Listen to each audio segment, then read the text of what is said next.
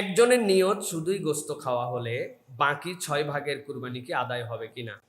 প্রিয় ভাইয়েরা, আমরা জানি আমাদের গরুতে, মহিষে, উটে 7 ভাগে কুরবানি দেওয়া যায়। এই ক্ষেত্রে যদি একজনের নিয়ত হয় শুধু গোস্ত খাওয়া, তাহলে তার কুরবানি হবে কিনা।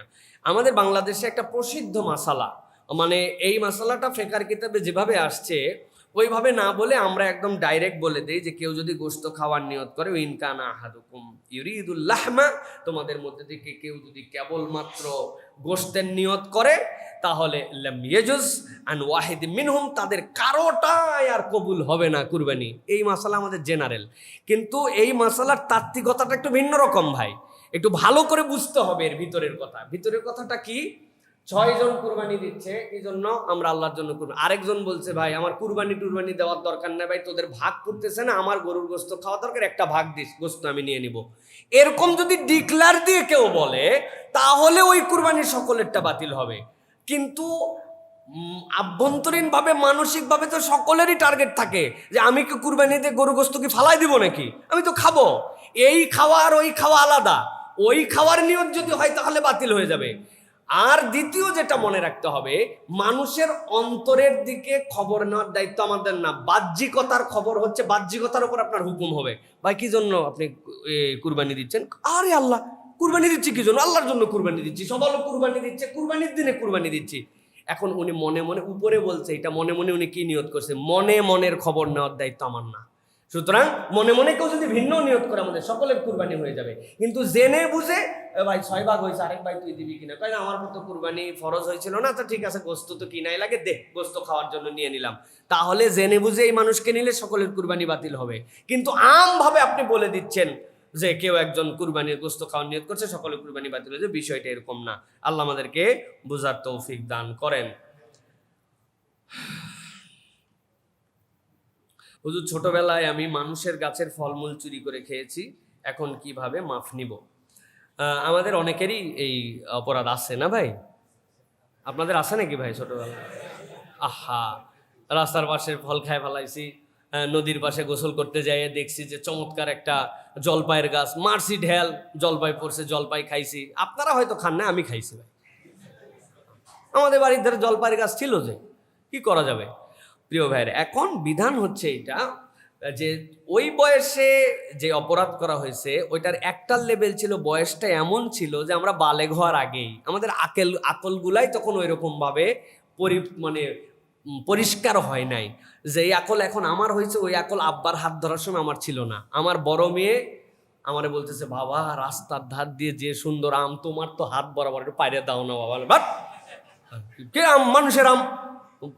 ঠিক এই কথাটাই আমি আমার বাপরে বলছিলাম। আমি যখন ছোট ছিলাম, আব্বা আমার বাপ আন্দাজি মানুষের আম। তো এখন ওই বয়সের কারণে যেটা মানুষের আম আমার বাপ পারে দেয় নাই, ওটা আমি ঢেল দিয়ে পারছি। ওটা আপনি ঢেল দিয়ে পারছেন, কেউ ঢেল দিয়ে পারছে। তার মানে একটা আকলটা যখন কম ছিল, আল্লাহ রাব্বুল আলামিন এইগুলো অটোমেটিকই বান্দার মাফ করে দেন।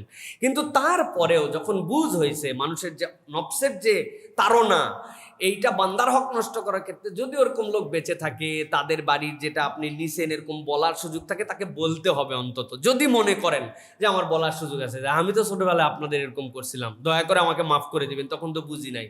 আল্লাহর দয়া বাংলাদেশে এরকম কোনো লোক নাই আপনি কয়টা আপেল কি আম খাইছিলেন আর কয়টা ফল খাইছিলেন এই হিসাব নিতে আসবে, এটা কমন মাফ করে দিবে।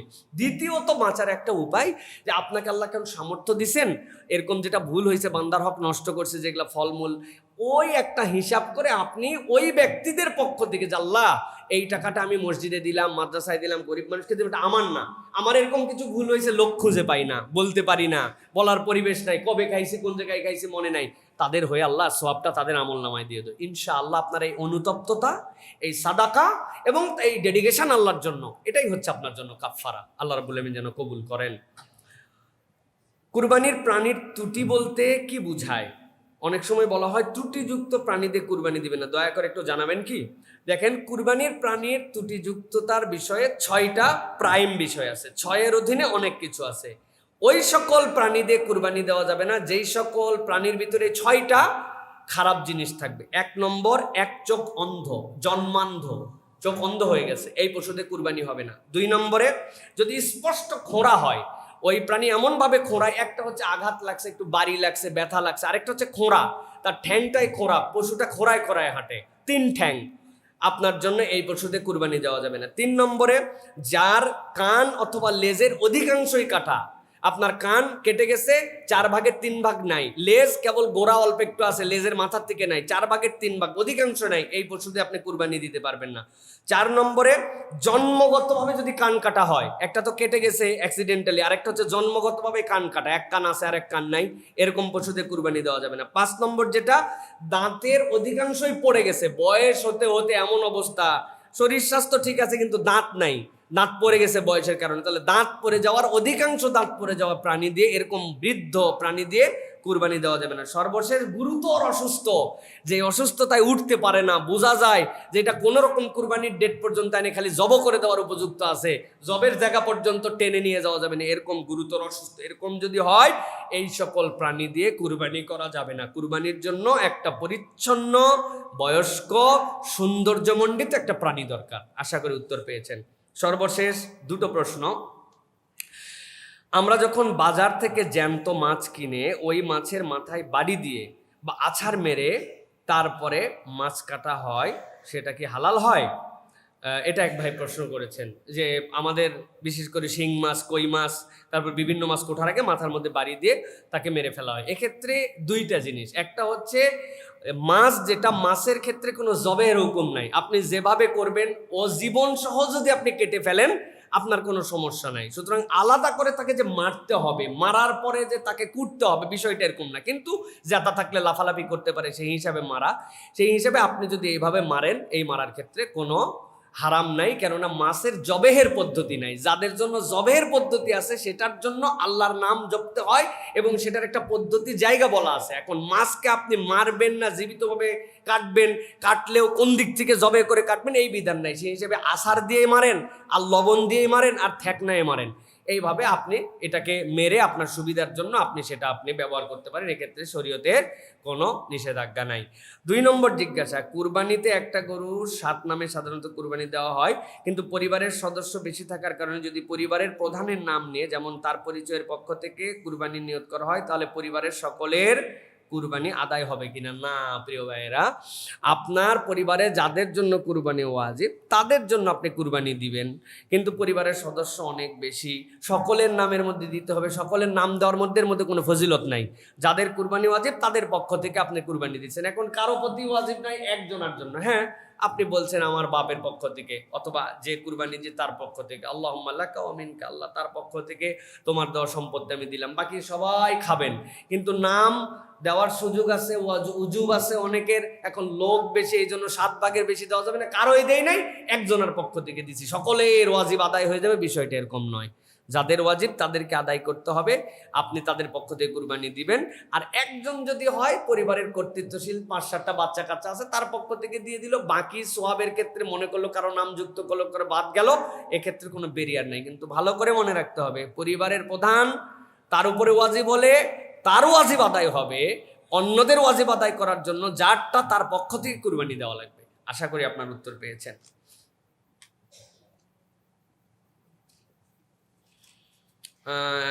হুজুর, এক নারী টকশোতে বলেছেন জাকাতের চাইতে চাঁদাবাজি ভালো, কোনো মুসলিম জাকাতের এই বিধানকে ছোট করলে শাস্তি কি? প্রিয় ভাইরা, আবারও আমি বলি যে এইগুলো হচ্ছে বিভিন্ন ধরনের যৌক্তিক ব্যাখ্যার উপরে আপনাকে নির্ভর করতে হবে। কোনো মেয়ে যদি বা কোনো কেউ যদি ইসলামের কোনো বিধান এরকম কথা বলেন, এরপরে যদি তিনি কোনো আবার সেটার ব্যাখ্যা দেন, তাহলে আপনাকে ব্যাখ্যার উপরে থেমে থাকতে হবে।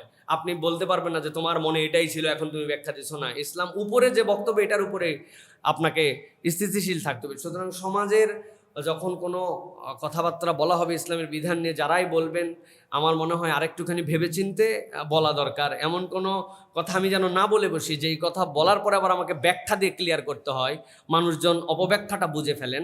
সুতরাং এই ক্ষেত্রে আমাদের সতর্ক থাকতে হবে। আর সর্বক্ষেত্রে একটা মনে রাখতে হবে, চাঁদাবাজি এটা হারাম, আপনি এটাকে জাকাতের সাথে তুলনাই দিতে পারবেন না। আপনি যত ধরনের ব্যাখ্যাই এর মধ্যে দাঁড় করান, কোনো ব্যাখ্যাই সেখানে কুলাবে না। চাঁদাবাজি হারাম আর ইসলামের বিধান হচ্ছে হালাল জাকাত। আপনি ব্যাখ্যা বলতে পারেন অমুকে জাকাত খায়, তমুকে কেন এই জাকাত নিল, এই ফান্ডকে এই জায়গায় ব্যবহার করা যাবে না, কিন্তু আপনি সাদাবাজি আর জাকাত ইকুয়াল সমান সমান করে ফেলছেন, তারপরে আপনি অনেক ব্যাখ্যা দিচ্ছেন। আপনার এত ব্যাখ্যা শোনার তো দরকার নাই।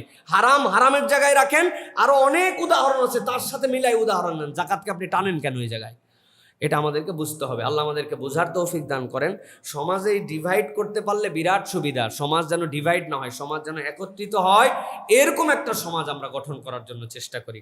আসসালামু আলাইকুম ওয়া রাহমাতুল্লাহি ওয়া বারাকাতুহু।